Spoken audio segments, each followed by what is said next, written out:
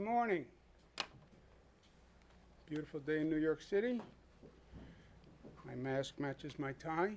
Always a good way to start the day, even if it is coincidental. We have from my far right, Commissioner Tony Annucci, who is the Commissioner of New York State Department of Corrections. Tony has been with me from day one. He's done an extraordinary job. It's one of the hardest positions in state government, I think, running the correction system. And Tony's done an outstanding job, so I want to thank him. It's a pleasure to be with him today. To my immediate right, Melissa DeRosa, Secretary to the Governor. To my immediate left, Gareth Rhodes, Deputy Superintendent of Department of Financial Services, and Kelly Cummings to Gareth's left. Kelly, as you know, is Director of State Operations, and she has done a remarkable job. You know, this has been a stress test for governments all across the country. Government had to perform. It was not about just talking, right? It was not about rhetoric and pontification. It was about performance. And that's what government is supposed to be able to do. We lost sight of that for a long time. We thought government became a political exercise, and if you took the right political positions, then you did your government duty.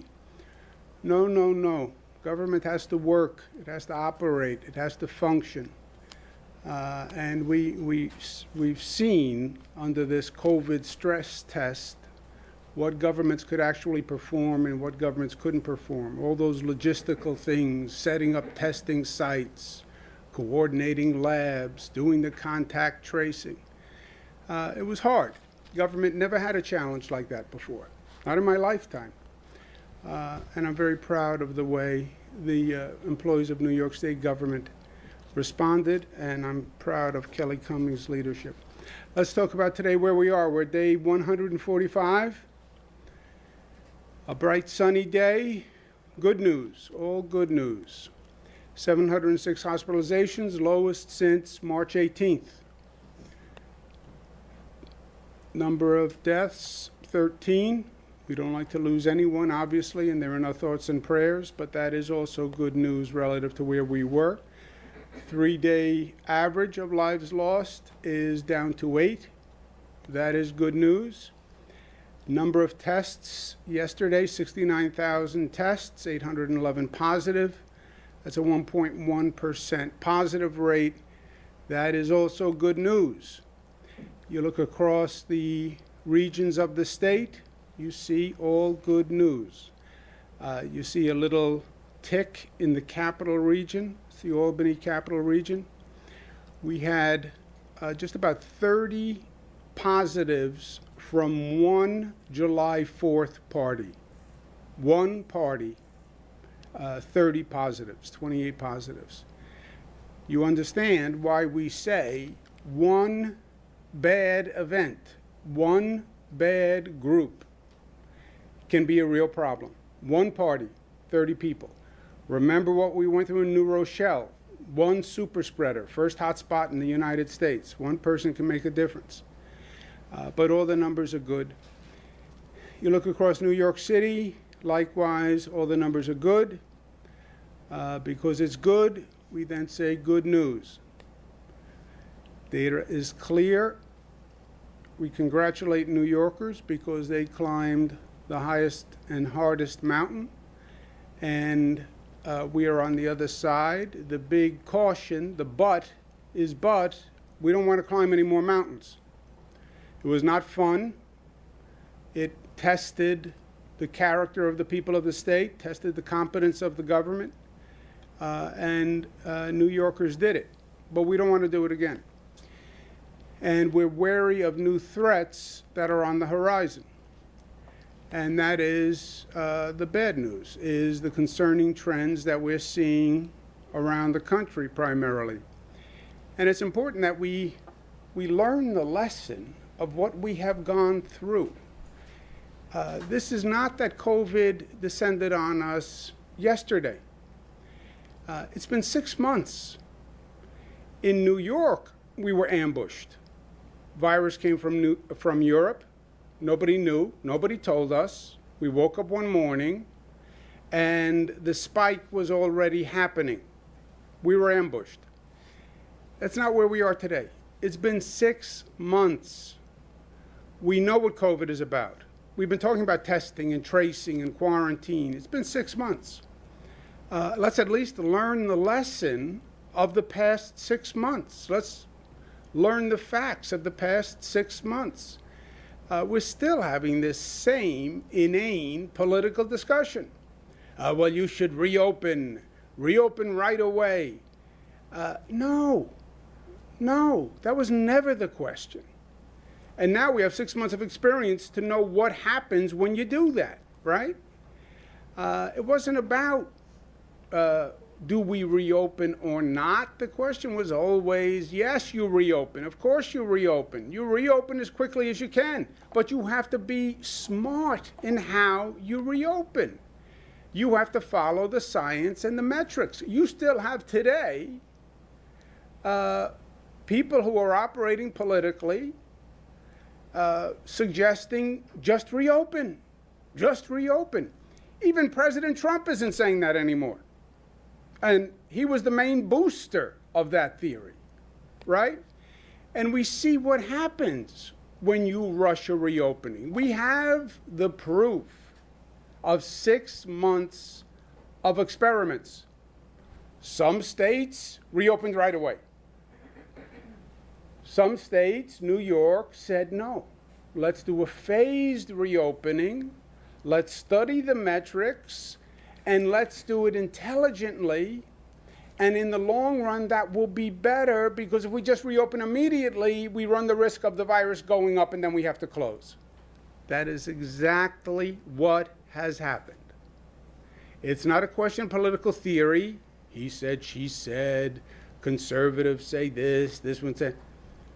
We have the results. We went to the laboratory, we tested it. New York began reopening May 15th. I said at that time, we expect the virus may go up once you start reopening. Why? Because the activity is going to increase. More activity, more spread.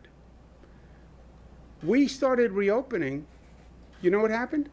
The number went down. It didn't go up. It went down. I was wrong. To the positive. I thought it was going to go up. The number went down.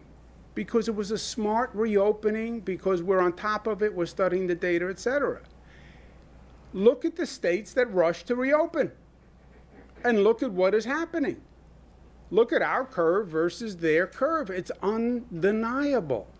So why are we still having the same political argument?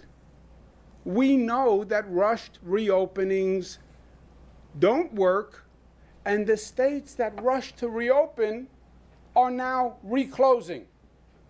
That's another new COVID word, by the way. I don't think there is any such word as reclosing. I'm sure Zach will point out that I used a word that doesn't exist, reclosing. It's a new word in the state of New York. I just proclaim it a new word. They are reclosing. How did that help the economy? It didn't. It set the economy back. You look at where this country is versus other countries on the globe, we're behind the other countries. We got the virus from Europe. Europe now has the virus under control. They're quarantining us because they did a better job. So, learn the lessons and let's stop this non-productive political debate that is still going on in this state and in this country. No politics, follow the facts. That's what we did from day one. We do face a threat from the states that rushed the reopening and were not ready. You turn on the news, you listen all day, there's still problems in testing. States don't have tracing operations. States have some counties opening, some counties closing, some counties have this plan, some counties have that plan. They rushed the reopening, they were not ready for the reopening, or they just were not competent enough to handle the reopening because it was rushed. And we're seeing that increase, it's undeniable, and it is a threat to New York. We now have 39 states with an increasing threat. We know that this virus travels. We know that. We know we are not an island in the state of New York. We know that we cannot hermetically seal the state of New York in our own little bubble. So when you see the virus going up in these other states, it poses a threat to New York. Our quarantine enforcement is serious, and I want people coming into this state to know that. States have never done border control before. We had to scramble. It was another COVID first. But we have police at airports. When you land, there is a police officer there. You have to fill out a form as to where you're going. It is illegal to leave the airport without filling out the form. And then we can follow up from the form. We have some people coming to New York saying, oh, I didn't know that there was a quarantine. I don't know how they did not know there was a quarantine. There is a quarantine, and we are serious about it. At the same time, we stand ready to help our fellow Americans and the other states. I have said very clearly, anyone who needs help, anytime, anywhere, we will be there. Why? Because, first of all, it's the right thing to do. I sat here and I said to the people across this country who watch the briefings, we need help. I said, please help us. New York was in the midst of the crisis. I asked for doctors and nurses from across the country to come help us in our emergency rooms. 30,000 people volunteered. I mean, how awesome is that?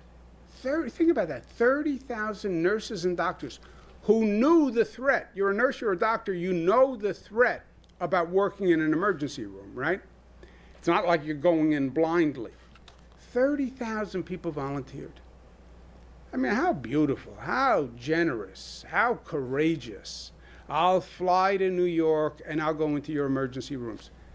I said at that time, we will never forget what people are doing for us. And I said at that time, we will repay your gratitude. New Yorkers mean what they say. And New Yorkers are an honorable people. When we say we will never forget and we'll be there for you, we mean it. I represent New Yorkers. The words came out of my mouth. I said them on behalf of all New Yorkers. We are going to honor what we said. We will be there for you. And we're working with governments now, Atlanta, Houston, Savannah. We're working with other governments, whatever they need. We understand they're struggling. We understand the pain. We were there, and anything we can do. That's the right thing to do. Also, practically, we know that if we don't control the virus in the other states, that we are then in danger of dealing with a second wave. Not the second wave they talked about, which was a mutated virus comes back. It's a second ricochet of the first wave, because we're still in the first wave. But the wave bounced to the West Coast and is now bouncing back like a wave in a bathtub. And that's our quarantine, etc. So we understand that we have a self-interest in all of this. And the expression I like to use, a virus anywhere, is a virus everywhere. That's what we should have understood. That's what we should have understood when we first saw the virus in China. It wasn't China. It was a matter of days before it was here. And by the way, it was a matter of days before it was here. Also, we're monitoring a second threat, which is the rising COVID rates among younger people. You look at the age brackets, it's basically flat or down except for one group, 21 to 30 years old. And it has ticked up 4 points. That is a significant increase in a short period of time. And we know why. We have been talking about it. You can see it on the news. You can see it in the newspapers. You can see it in social media. It's not hard to understand what is going on. It's hard to deal with it, but it's not hard to understand what's going on. You get groups of young people. It's warm. They've been locked up for a long time. We like to socialize. I get it. You don't socially distance. You don't wear masks. The virus spreads, and it is happening. To young people, this is not the time to fight for your right to party. I respect your right to party. I fully respect it. I would enshrine it in the state law if you want to know. You have the right to party.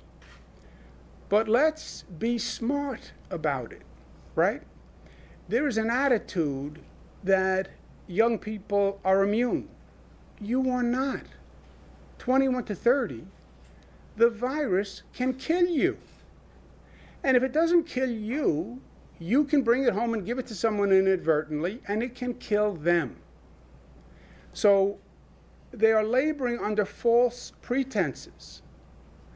And I've had dozens and dozens of conversations, and I've heard the most inane responses. They just don't know the facts. They are dealing with assumptions that are just not true. So first, the local governments have to step up and do the enforcement job. I understand it's not politically popular. I understand it's hard. Some parts of the state, we have health personnel, local health personnel who have gone in, who have been accosted. I understand that. But you have to enforce the law. Just because people don't like the law that you're enforcing doesn't mean you don't enforce the law. Send them with a local policeman. If you need help, we'll get you help with the state police. But we have to enforce the law, and the local governments have to do it. New York City, NYPD has to enforce the law. Not just the sheriff's office. When New York City wants to enforce the law, you know who enforces it? The NYPD. Enforce the law. State Liquor Authority and the state police are going to step up their efforts dramatically, but they can't do it without the local police. I've said that from day one. Also, we need to get the facts to the young people who are participating, and they need the facts. And we're going to start a video ad campaign that is targeted to young people to communicate some of the facts and the misimpressions that they have. Can you run the ad, please? I work out every day. COVID won't kill me. I'm 24. COVID won't kill me. I have antibodies. COVID won't kill me. It's been a long week. COVID won't kill me. I'm 25. COVID won't kill me. I'm partying outside. COVID won't kill me. I don't need to wear a mask around my friends. COVID won't kill me. I'm 23. COVID won't kill me. If I haven't gotten it yet, COVID won't kill me. I'm young. COVID won't kill me. Famous last words. Don't let them be yours. Be New York tough and smart. Socially distance. Wear a mask. Mask up, America.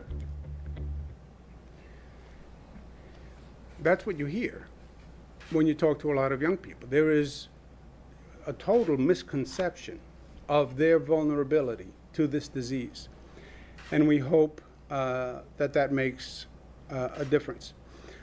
Also, Washington is now discussing a supplemental bill to help with the COVID crisis. There's gridlock and dispute as to whether or not they're going to fund state and local governments to help.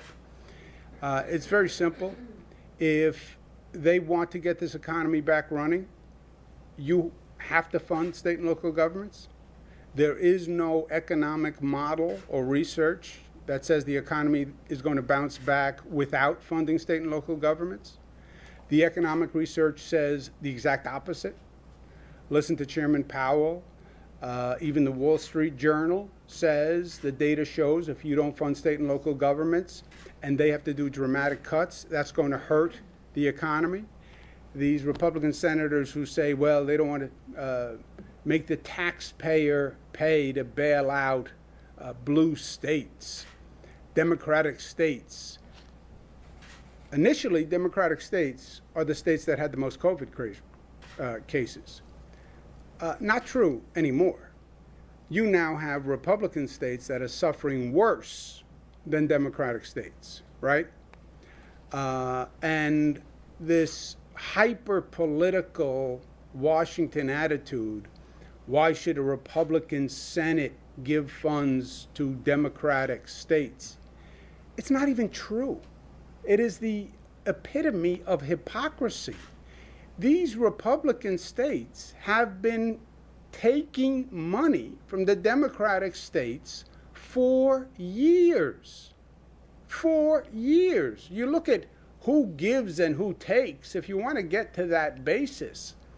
New York gives $29 billion. New Jersey gives $18 billion. Massachusetts, Connecticut, California, they all pay more into the federal till than they take out. You know who takes out? The Republican senators who are making this argument. Virginia takes out $82 billion. Maryland takes out $42 billion. Senator McConnell, Senator Rand, we want to save taxpayers' money. You know how you save taxpayers' money? Don't take so much money out of the till. You take out $37 billion more than you put in. You want to help taxpayers?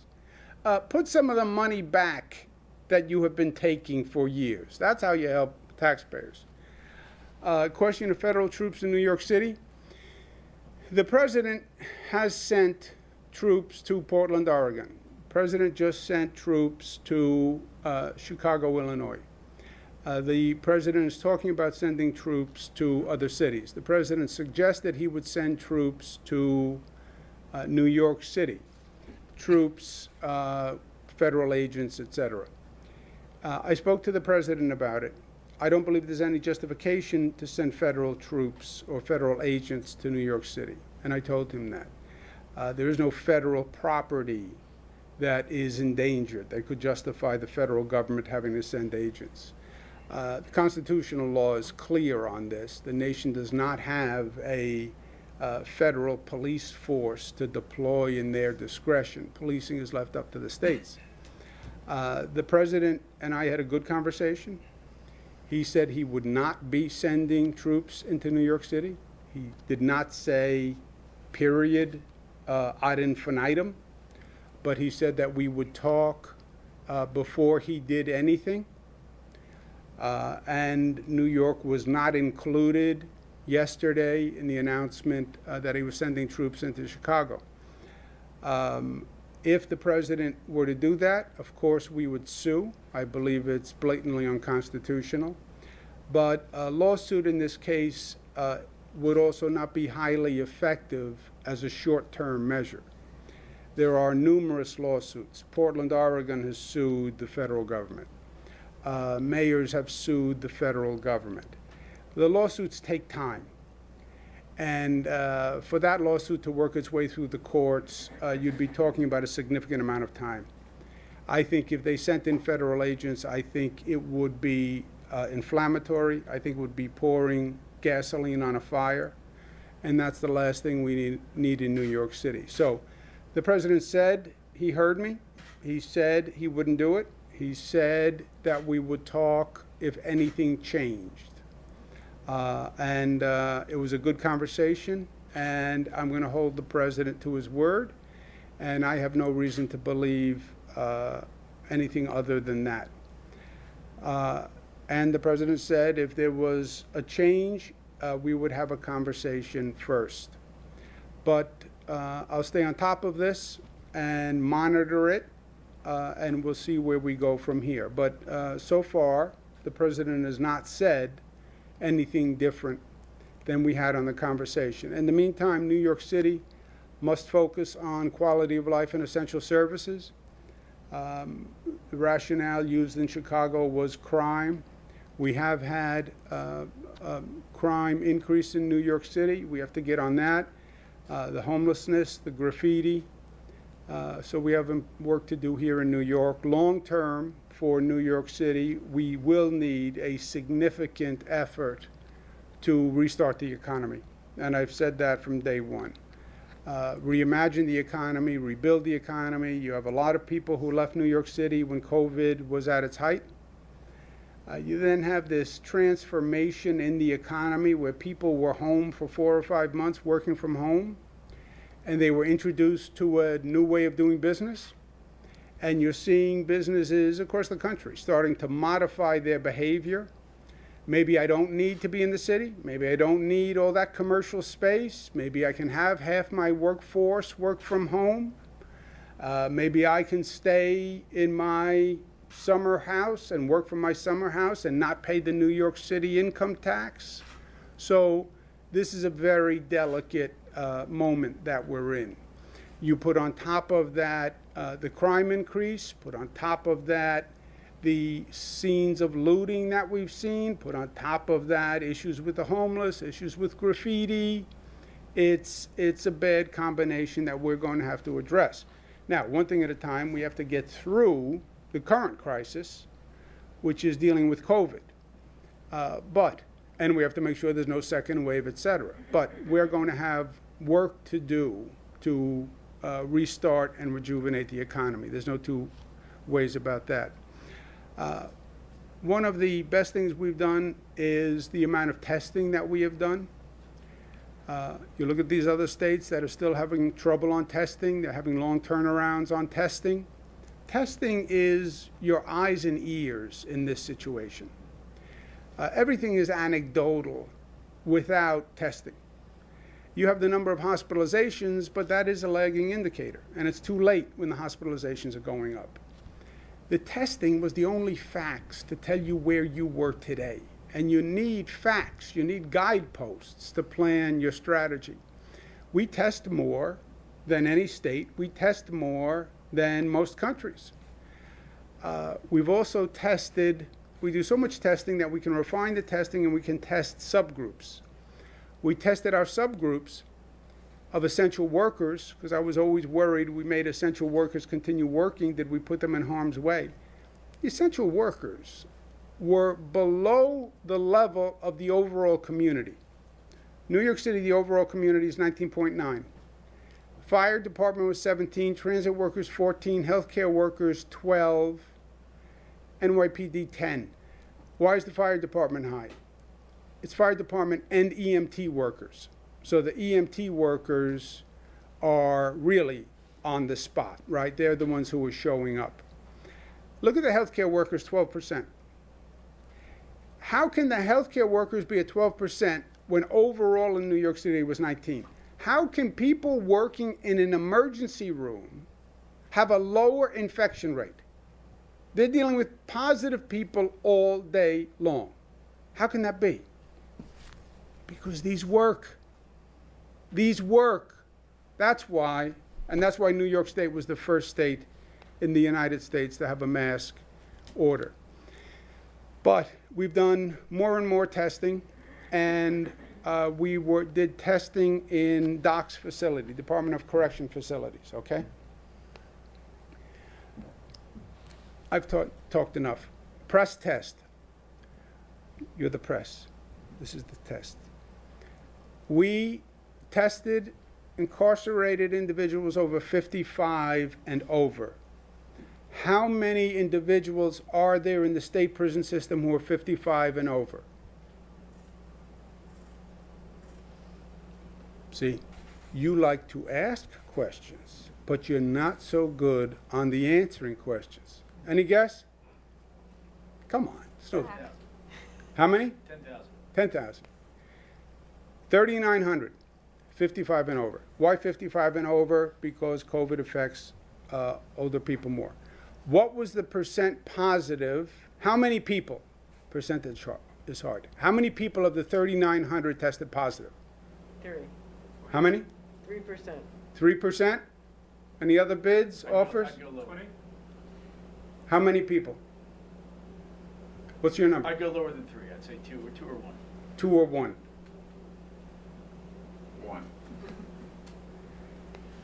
77 positives out of 3,900 people tested, which is 1.9.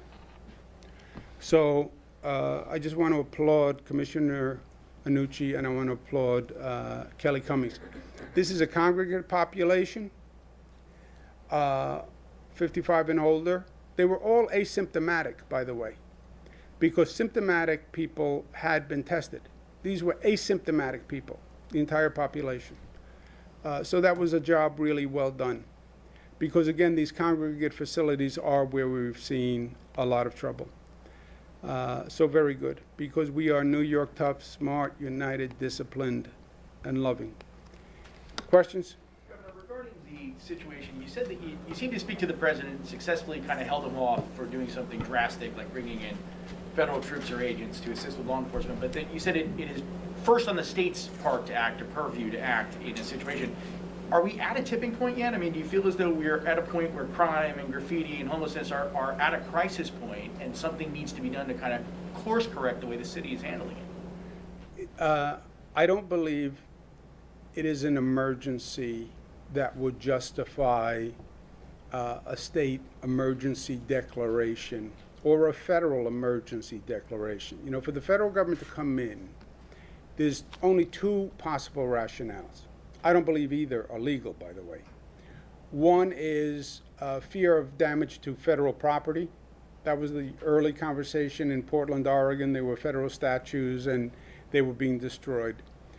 Destruction of federal property or a public safety emergency that is endangering lives and is not being adequately addressed by the local government, city, state. I don't believe those situations exist. I don't believe they exist for the federal government. I don't believe they exist for the state. That would be for the state to declare an emergency and come in basically in a takeover capacity. I did say during the nights of looting, it was a very serious situation. And had that not stopped, and had the city not deployed more NYPD officers, and if that looting had continued, that I believe was an emergency situation. So I don't believe we have an emergency crisis for state takeover. Do I believe graffiti is a growing problem, homelessness is a growing problem, crime is a growing problem? Yes, yes. I've said it. We've been talking to city officials, elected officials, city government about it. I've said it publicly multiple times. But yes, it is a significant and a growing problem, but not one that justifies a state takeover or a federal intervention, right? There's a spectrum and there's degrees. Yes, we have a problem. Not a problem that requires federal intervention or state takeover. But Governor, here's the question: Governor, are you saying that the Mr. crime? Martian, I'm not going Are you saying anywhere. that the crime, that the homelessness and the graffiti are keeping people who may have left for their summer homes or Connecticut or other states, preventing them from coming back into the city and helping the city have an economic resurgence or rebirth? Moshe, I'm not saying we know cause and effect now. We know the elements that are in the environment, right? The elements in the environment are people left because of COVID, because at one time we were the COVID hotspot. People left the city. We know people leaving the city for their homes in the Hamptons or Hudson Valley, young people going back to wherever they grew up, Chicago, etc. We have to get them back. We know complicating that is going to be this economic transformation that is happening, where people are now working from home and they're reevaluating their basic business modality. They're doing that all across the country. Maybe I don't have to go back. Maybe I can keep half my workforce home. That's happening everywhere. We know you also have, happening at the same time, an increase in crime. You had the incidents of looting. You know, for people who are in this city now, they will say the homeless problem is worse. The graffiti problem is worse. So you have all these elements happening at the same time. And it is not a good combination of elements. Which ones are more impactful than other ones? I don't know. My instinct is, if I had to guess, which I shouldn't do, but if I had to guess, my guess would be the business transformation is going to be have the most potential impact. If businesses just decide, I don't need to pay for $25,000, 25,000 square feet of space. I don't need it. They worked from home for 4 months. It was fine.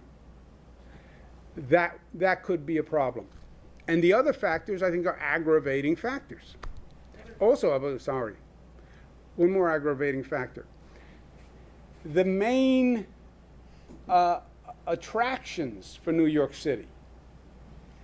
Well, why do you pay a high rent? Why do you pay the income tax surcharge? Greatest restaurants in the world.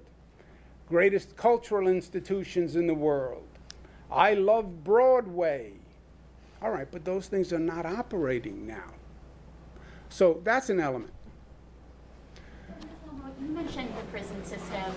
You failed to mention that the state's only tested 10% of inmates across the board, and among all inmates, not just 55 and above, the infection rate, I believe, was about 10%, as opposed 10 to 15%, as opposed to that's according to the data on your website on July 10th. So I'm curious if there's any plans to increase testing among inmates, and if that's something that is ongoing, and if you'll release any further information. The most recent data is from July 10th on that. Yeah, let's just make sure we're talking apples and apples.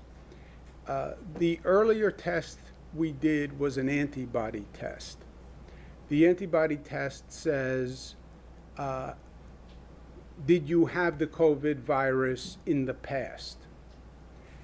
That was that 10%? Does anybody remember? Well, whatever it was about 10%. This test is what's called the diagnostic test, snapshot. Today, this is what the infection rate is. We tested the 55 and over asymptomatic. We test anybody who's symptomatic. Asymptomatic 55 and over, just on the theory of, well, these people are in a vulnerable class. Let's see what is the percentage who are infected now but are asymptomatic. And those are the numbers we saw today. Is that right, Tony? Do you have that number for the overall population, or no, as of today? What number? Go ahead, Melissa. No, I just wanted to make clear. So all along, we tested prisoners by the same standard as we tested people outside of prisons, right? So if you had come into contact with someone who was known to have coronavirus, if you were symptomatic, then you got a coronavirus test, and then you either were hospitalized if that was necessary, or you were quarantined off, and you were then monitored as the virus progressed. So prisoners through the entire length of coronavirus were treated the exact same way as the general population. What the governor asked the docs to do, which they did, was every single prisoner who was 55 and over, regardless of whether or not they had been in contact with someone who had coronavirus, and all these people were asymptomatic, because if they were symptomatic, they were already being tested. Just blanket test every single person, so we know. So we have a gut check what's going on in the prison system, make sure that what we believe to be the case was actually the case, and that there hadn't been any outbreaks within the New York State corrections facilities. So we just did a blanket, every single person 55 and over. The website actually hasn't been updated with those results. It's going to be updated immediately following this press conference. And what we found, which was really great news, is that there had been no outbreak, and that the 55 and older population, it was 1.9% for positives, and then those people were appropriately either taken to the hospital if that was necessary, although in this instance, and Tony, correct me if I'm wrong, because they were all asymptomatic, I don't think that that was necessary, or they were then quarantined, and they've been monitored. I'll tell you why we did it. There have been, if you have trouble sleeping at night and you watch many hours of news programming, which is an affliction, double affliction that I have, you have had outbreaks across the country in prisons that have been quite significant. Think about it. In some ways, it's worse than any other congregate facility, right? Because people are really on top of one another, more than in OPWDD facility, more than in a nursing home. So you've had prisons that have had serious outbreaks. And that's when we decided to go just test everybody, 55 and over, even if you are asymptomatic. Governor, I want to Peter? ask you about unemployment. We've heard from people who still for months cannot get through. They call from 8 o'clock in the morning to the end of the day. They send an email, they get a reply, which says call. And they just still cannot get through Okay. since April. First of all, I get the overall situation. This is not a New York situation. It's all across the country. Remember what the federal government did is they passed a new unemployment law with new requirements, new regulations. They then gave it to the states and said, administer it. I talked to governors all day long. You look at how New York has handled this versus the other states. We have done a markedly better job than any state, even with a much higher number.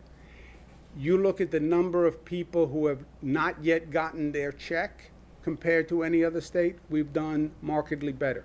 Now, I know, at the same time, if you're the one who's waiting for your check, it's a problem. The people you are hearing from are not generally people who are the run-of-the-mill application. There are a lot of applications that are problematic. Not everybody gets a check. You have to meet certain federal requirements. Your income, your situation, your bank account. And we wind up with a lot of people who file, and then there's an issue. And look, you also have a real situation at the same time going on where you've had some massive frauds that have been going on. I mean, hundreds of millions of dollars, right? Because you put a big pot of cash out there and you say, call and get your check. You're seeing scams all across the country. So we're working to accelerate the checks getting out the door. But I have a little voice in my head that says, beware when the pendulum comes back and there's an audit afterwards that says New York State gave out checks to people who shouldn't have gotten the money, which is inevitable. And then I'm going to say, well, we were rushing to move the checks very quickly because we wanted to get money out to people. And everyone in this room is going to say, but you should have never given a check to a person who didn't deserve the check. You should have audited them first. And you're going to be right. But let me give you Melissa has the numbers, but I just wanted to give you a little context. So the way that we calculate this is we look at claims that are 3 weeks or older, because on a sunny day in July when the economy is running perfectly, it takes DOL about 2 to 3 weeks to process a claim and get money out the door. So as of this morning, there are 1,259 claims that are 3 weeks or older. So any claim right now other than 1,259 are within the 3 weeks that on a sunny day in July when the economy is humming would take to turn over. On the issue of the phones, I actually had thought that the system had greatly improved, and I would like to follow up with you afterwards to hear from your hearing from and see if there's something specific we can do to address that. How many people have we processed? 3.2 million people have gotten $34.4 billion since the start of this. And Peter, of those 1,200, there are going to be issues with people. It's not everybody who asks for a check gets a check. So people who are dialing their phone all day, every day, can finally get through to somebody and say, hey, what's going on with my claim? That is, Kelly, do you know? The call center, the calls actually have improved a lot. There was a glitch on Sunday night with some of the PUA claims, and it caused many people just this week to call. That was resolved, and people are now getting paid, but that caused a little bit. It was basically a technical error, but it has been resolved. So that there was an uptick this week. We're hearing this is not just this week. This is 2 weeks worth, call after call after call, nothing. To me, that doesn't sound right. Yeah, We especially brought because in- the numbers are Yeah. down so low. Of We people brought in who aren't Google to do a website. We hired 3,000 people, 3,000 to work the phones and the website. It's the volume was that incredibly high. And you have to check the financial information for every person. If you only have 1,200, how many were processed? There's 1,259 that are older than 3 weeks. 1,200 older than 3 weeks. And how many processed totally? 3.2 million. 3.2 million processed. 1,200 over 3 weeks. And then what percent of those have issues that have to be worked out? Or, by the way, out of 3 million, what percent is the fraud going to be? Governor, we continue to hear from person after person about testing results taking more than a week. It happened to me, for example. And I know you've talked about the difference between the state and city labs and the national labs, but it's still perplexing for a lot of people to hear that, you know, the average turnaround is 2 to 3 days when they're waiting sometimes up to 14 days. I'm wondering if you can elaborate on the discrepancy. Have you seen the average time gotten worse in the past few weeks since we last talked about that? And if there's anything else the state can do to speed up test results? Here are the facts. The testing, amount of time to get back a test is going up across the country. Period. Why? Because the national laboratories that do nationwide testing, Quest, LabCorp, BioReference, etc., they are getting overwhelmed with all these states who are now going to the national labs. Caveat: why aren't the states developing their own labs in-state? We have 200 labs in-state. They should be doing that rather than just going to the national labs. True, but that's more complicated. In New York, about 70% of the tests are done by national labs. There is no delay in that 70% of labs because we appropriate the tests among those labs depending on their volume. So if one lab is getting slow, we have 200 labs in the queue we can allocate among the 200. About 30% of our tests are done by national labs. That 30% is getting longer. It is, because it's running into the national backlog. Not a New York State backlog, but a national backlog. So 70% of the tests, no issue. 30% of the tests that were going to the national labs, they have slowed down because the national labs have slowed down. And the federal government is working on supply chain issues for the national labs, which is part of it. The states nationally have to do a better job of using their local labs to increase capacity. But that is going on. And Gareth can give you some specific numbers. Here's what's worse. What's worse is it's going to get worse because you're going to come into flu season. And right now, we have basically said to all the labs in this state, work 7 days a week, 24 hours a day doing COVID tests. And they are. Come flu season, that's their busy season. And they're going to start to say, we have to run flu tests. Also, the flu tests, we fear, we're trying to figure a way around this, but we don't have one right now. The flu tests will eat at the capacity for the COVID tests. That's compounding this fear of a second wave in the fall. But Gareth? If you look at how testing works in New York, we have about now over 800 testing sites. These are not labs, these are testing sites where if you want to get tested for COVID, you'd go there, sign up for an appointment, and they would swab your nose. And then each of those sites has to then pick a lab where they would send that specimen. So as the governor said, about over 70% of testing, those aren't going to the labs that have what you're seeing longer delays with. For example, we had about 69,000 tests yesterday. More than 50,000 of those did not go to the labs that are seeing long delays. And of those over 50,000, the average delay was about 2.6 days.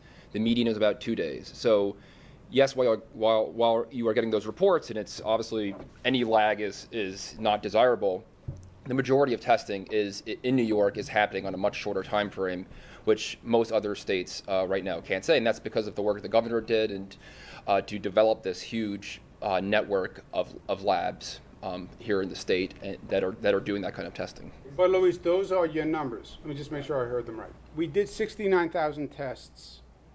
Of the 69,000, 50,000 had a 2.6 day turnaround. 9,000 were longer, whatever that was. But 50 of the was 50 to 69, so the other 19, right? The other 19,000, you're seeing between 6 and 10 delays, 6 to 10 day average delays. Now, you'll sometimes have longer than that. Sometimes you'll have shorter than that. The labs also can prioritize what kind of samples are coming in. If it's someone who is symptomatic, of course, there's testing required before people have elective surgeries. They can prioritize those as well. But again, the ideal form of testing is this rapid result, point of care testing. You get the result very quickly. Until we have that on a mass scale, we're always going to have to rely on a system where you're sending to labs. And the key here is that every state needs to do what New York has done and develop this internal network of labs. We have some labs that do 10 tests a day. We have some labs that do thousands of tests a day on sometimes less than 1 day turnarounds. And if you had that on a nationwide scale, it would take off the pressure on these large national labs, and you'd see much better turnaround times across the entire country. This is, just to make it a little more complicated for you, this is the tension between the federal government and the states on testing. You know, when they say, the federal government will say, the states have to do a better job, states say, we need more help from the federal government. It's true on both ends. Some of the national labs say our problem is a supply chain, and a lot of their supplies come from China. They need the federal government to help them with the supply chain. The federal government says to the states, you can't all be going to national labs. There are only 10 big national labs. You can't have the entire nation going to the 10 labs. States, you have to use the smaller labs in your states also, which is harder for a state to do, right? Go organize 200 labs. Each lab is small. You're only getting 400 tests here, 400 tests here. It's hard to do. It's a lot easier for a state just to say, I'm going to contract with National Lab, and that's it. So it's both ends of the equation. Governor, can you detail how the state police and the SLA are stepping up enforcement in terms of social distancing and gatherings? And also, a lot of these gatherings are not at bars and restaurants, so what do we do about that? Also, where is that PSA going to be running where young people are actually going to see it? We're going to run it in New York State. We're going to make it available to the Ad Council, which runs the ad nationwide. But I mean, like, in terms of social media, I mean, you know, Oh, you asking me kids, like, where they can, what you know, stations to, that yeah, they, I mean, what TV because a lot of social them- young people? Is Well, it I know gonna be because more I on watch social that. That's media? what I watch. I watch the young people because I'm like a 21 to 30 in terms of orientation. Do you know? Because we are targeting it at 20 and 30 years old, as I'm sure you can imagine, we're going to be doing a big social media push. So Facebook, Twitter, Instagram, and a lot of the news sites that we know are heavily trafficked by the 20 and 30-year-olds. I relate to the 20, 30-year-olds. I do. I'm like, culturally, I'm there. Also, how is the SLA and state police stepping up the enforcement? of these SLA, gatherings? this is not And especially the ones, I mean, no, SLA can't be involved in the ones that are not at bars and restaurants, which has also been a problem. Yeah, the main problem, yes, you're right, there's a lot of elements to the problem. House parties, right? July 4th party in Albany, 30 positives. The main problem are bars, restaurants, because 21 to 30, you don't just have a gathering on a street corner and do bird watching. Alcohol is often involved. The alcohol has to come from a bar or a restaurant. That's why the overwhelming majority are in connection with a bar or a restaurant.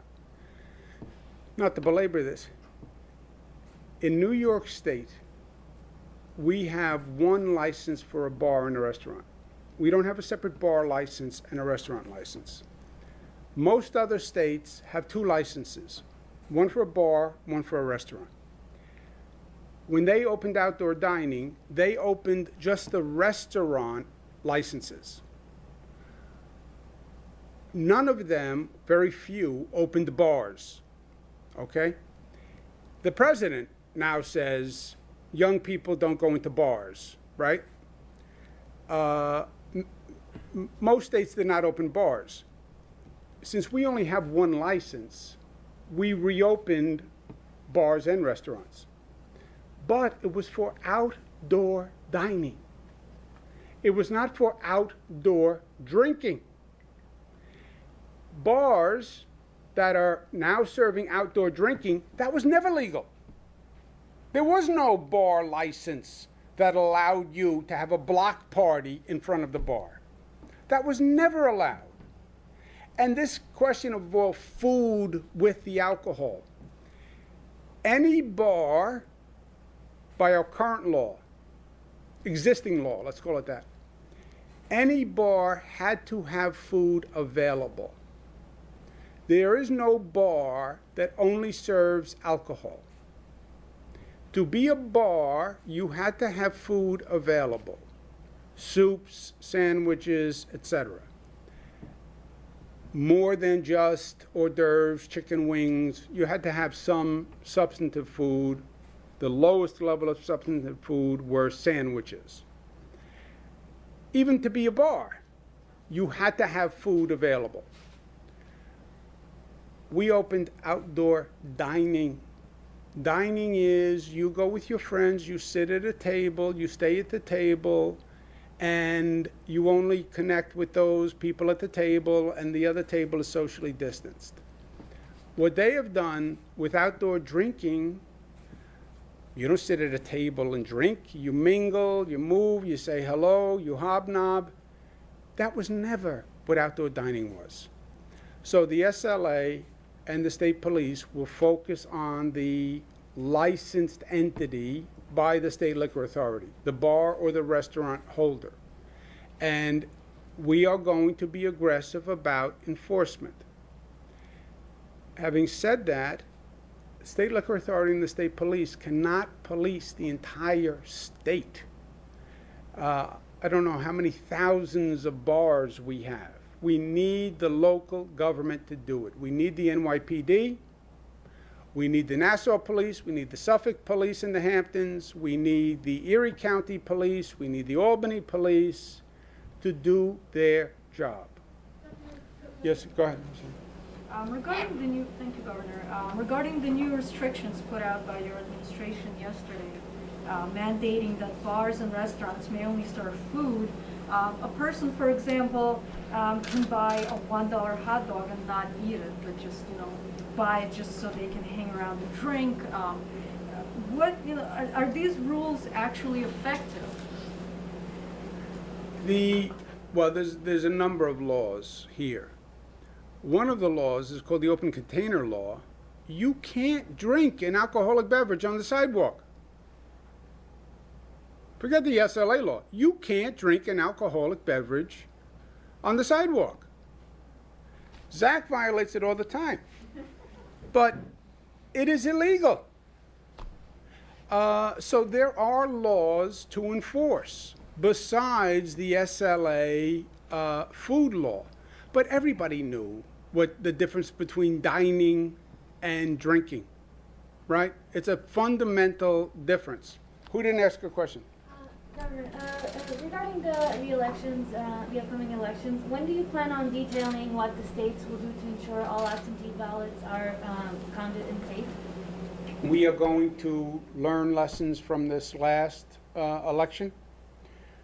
COVID has forced us to rapidly transition to all these new systems. You close down schools. We had to rapidly transition to remote learning. And frankly, the system wasn't perfected. And you see all these issues pop up. You couldn't walk into a hospital. We had to deploy to telemedicine. You saw all these issues pop up. You can't vote at a voting booth anymore. You can't be online. Everything by mail. And you hyper-energize that system to do the transition. And you see a lot of issues pop up. So we're going to study those issues, see how we can make it better. And then there's a whole electoral time clock by when ballots have to be mailed, et cetera. But I want these boards of elections to first learn some lessons from all the things that went wrong and take some time to correct them before we do it again. Follow-up question? Good. Last question. Governor, I have a follow-up question. I don't mean to be... Follow-up, important. Really. Okay, but Governor, can I just ask about, because I know what you said about the bars and restaurants for the last week, but I think there's still some confusion out there. A block down from me on 57th Street, there's a bar. They have tables, nice partitions in between. You order a scotch and soda. They come and they bring a scotch and soda to you on your table and they sit down. What you're saying now is that's illegal? No. That is outdoor. We facilitated outdoor service for bars and restaurants. There was no outdoor bar service really, right? We expanded that greatly to deal with these issues of people want to socialize and the restaurants were dying. Any bar has by the current license, they must serve food. You go to the bar, you sit down at a table, you look at the menu, you order your scotch and soda, and you order what they had to have on the menu, soup, salad, etc. Fine. That's fine. Okay, but they don't have a menu for food, so they're illegal. No, they do. They must, by their license, have food available. They must. Even a bar, the old corner bar that Zach used to go to. By a bar license, you have to have food available. By a bar license. There is no bar that can just serve alcohol. Going back. Follow-up question for Ms. Kramer, because you can't say no. It's I can't say no. You can say no. You can say no, but... Yeah, but then you know what happens. Yeah, I know. Anyway, it's on graffiti. There's been a huge increase in graffiti in New York City, not just on public buildings, but everywhere. You go into every neighborhood, there's graffiti everywhere. New York City zeroed out the dollars to clean up the graffiti on private buildings. There's $0 for it. Plus, 311 has decided to stop taking any complaints about graffiti. How is that a good idea, and how is that going to make the city come back? Look, I mentioned it in my presentation, right? So I raised the issue before you raised it with me in your follow-up question, just from time. A legitimate follow-up. Yeah, it's got to be clean. It's graffiti. We've handled these issues before. Graffiti is not COVID. It's not. It's spray paint on a building. We've had it for many years. We had it on trains. We had it on buildings. We had it on walls. You enforce the law. It's illegal to do graffiti. Enforce the law. And when you miss it, clean it up and take it off, like we used to do. How do you clean it up? Well, look, there's money to do what you need to do. And graffiti sounds like a little thing. It's another sign of decay. And what we're trying to do is say to people, New Yorkers on the way back, New York did a great thing in handling COVID. You look at our numbers compared to everywhere else, nobody did what New Yorkers did. And New York City's coming back better than ever before. We understand the challenges. And people need to see that progress. They certainly don't need to see deterioration. And graffiti is something we can handle. We're not talking about curing COVID. Get the graffiti off the building. Detergent, power washer, brush, get the graffiti off the building. The mayor to spend the money on graffiti. I'm telling the mayor, the cleaning up the city is important. You have a lot of negativity in the air now. Positive, progress, move forward.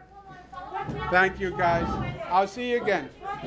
I'm not going anywhere. Always a pleasure. Always a pleasure. That's a legislative change that has to be made by the legislature. I would support the legislative change. What's wrong with Cuomo chips? Why is What's it wrong better with to Cuomo order chips? a Yeah, hot dog what's wrong versus with a Cuomo chips? Don't you like promo First of all, how did I get associated with chips? I don't know. There's nothing wrong with Cuomo chips. I enjoy them.